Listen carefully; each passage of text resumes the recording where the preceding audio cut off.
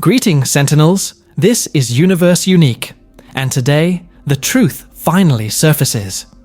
For a long time, Marvel seemed embarrassed by Galactus.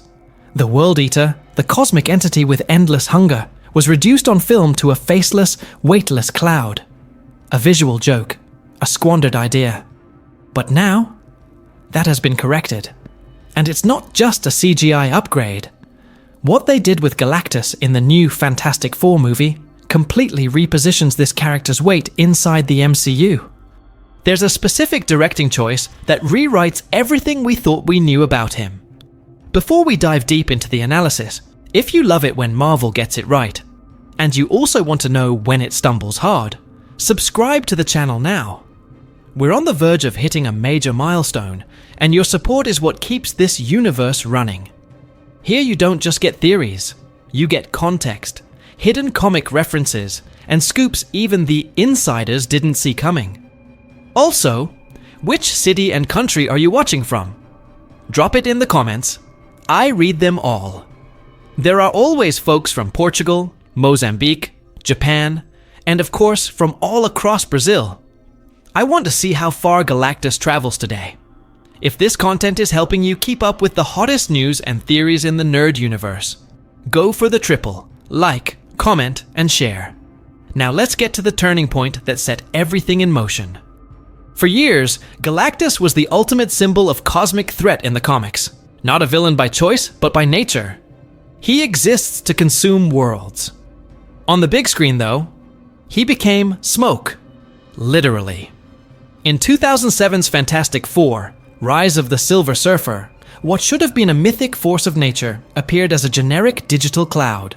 No face, no voice, no presence. Worse, many people decided that was the best live action could do with Galactus. That limited view comes from a common Hollywood mistake: trying to force conceptual, highly visual comic characters into overly realistic molds. Galactus was a casualty of the same logic that once considered Superman's red trunks too cheesy. But unlike Clark Kent, Galactus doesn't have human relatability to compensate. He must be visually overwhelming. The look is the narrative. That's exactly where the new film scores from the start. Matt Shakman's direction doesn't hide Galactus. It does the opposite. It understands that the character's impact comes from excess, scale, and a visual presence that makes you uneasy.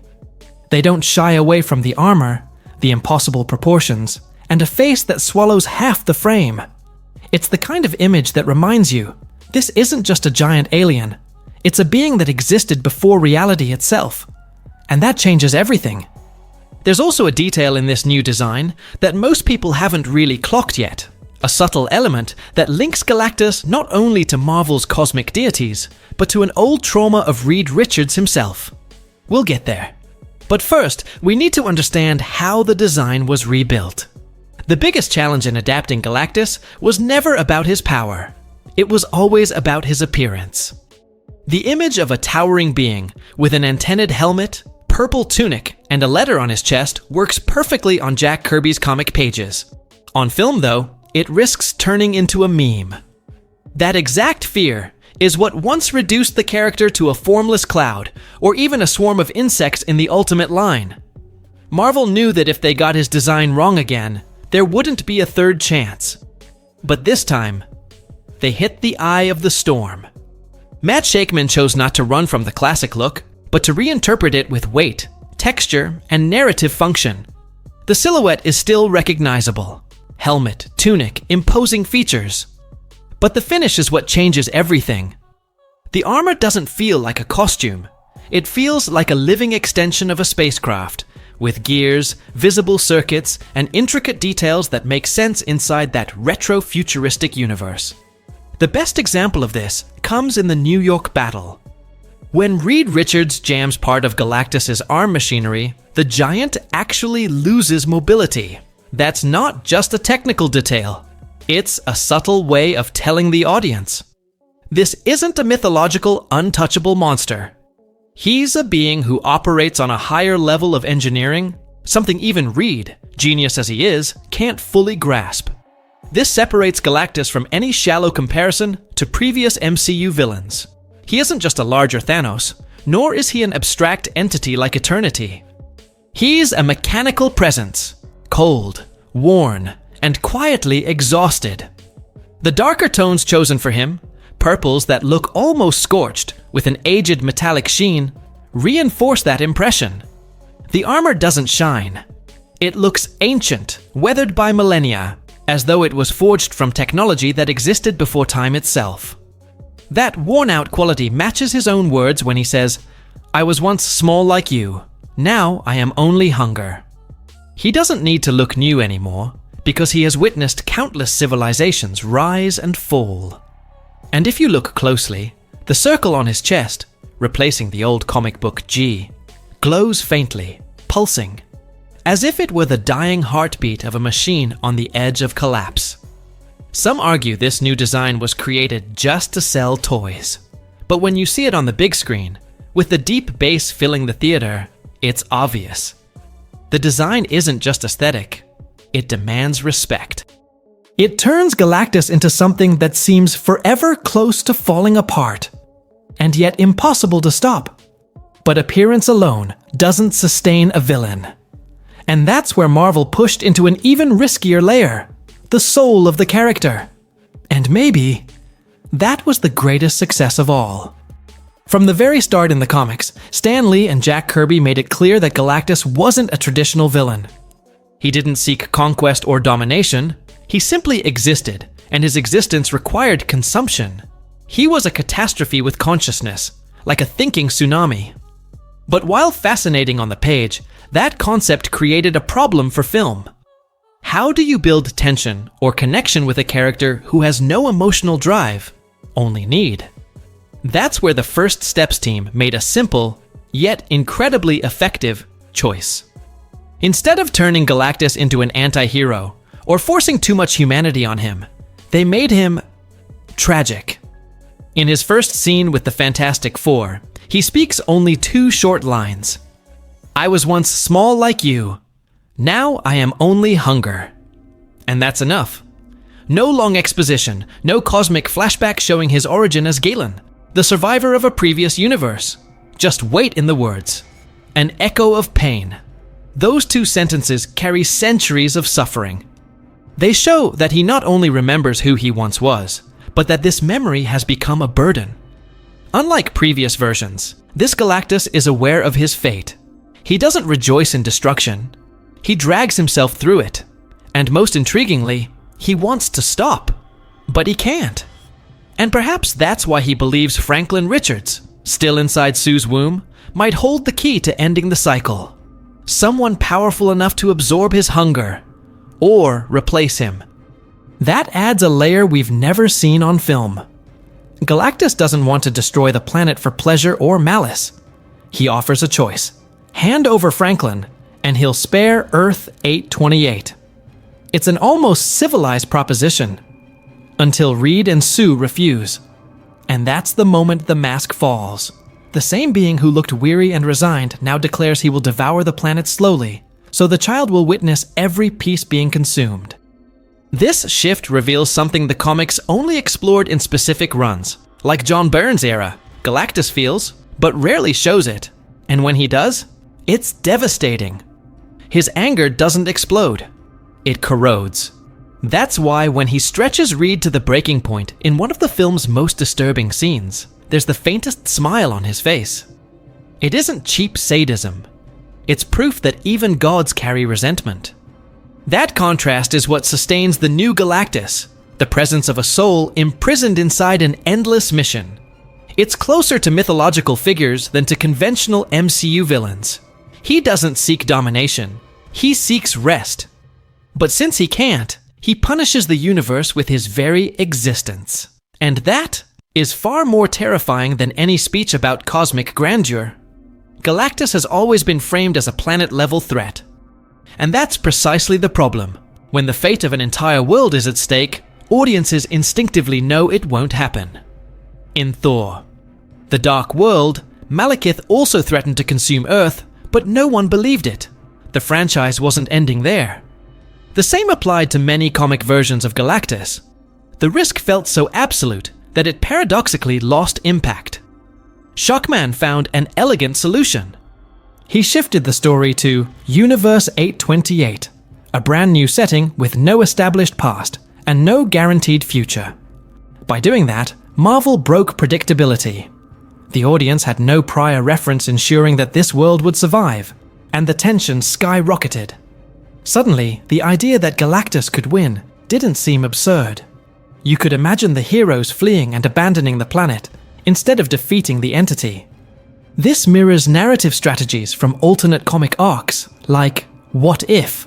Or Cataclysm, where Galactus truly does destroy worlds that don't belong to the untouchable main timeline. By applying the same logic in film, the movie restored the sense of danger that the MCU had been missing in recent phases. When Johnny Storm hears from the Silver Surfer that the only hope is escaping to another reality, the audience doesn't just understand the gravity, they believe it. That carries into the scale of the scenes. Instead of Galactus instantly attacking the whole planet, the threat builds locally and tangibly. New York crumbles piece by piece, skyscrapers become handholds for a colossal being. People are crushed by the mere swing of his arm.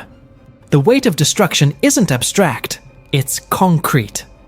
And when the Fantastic Four fight knowing they might only save themselves, the dilemma gains a depth rarely seen in cosmic stories. Yes, Earth 828 ultimately survives. But for much of the movie, audiences believed the opposite was possible. That's the difference between a visual threat and a narrative threat. For the first time in live action, Galactus didn't feel like a mere challenge for the effects team. He felt inevitable, and that's what now places him among the most impactful villains in the MCU. The question after First Steps is unavoidable. Was this Galactus just an isolated experiment within Universe 828? Or is he the definitive version we'll see at the core of the MCU? By introducing him in an alternate setting, Marvel gave itself the freedom to take bold creative risks without compromising the main continuity. But at the same time, it opened a direct door for his return in something much larger, like Avengers, Doomsday, or Secret Wars.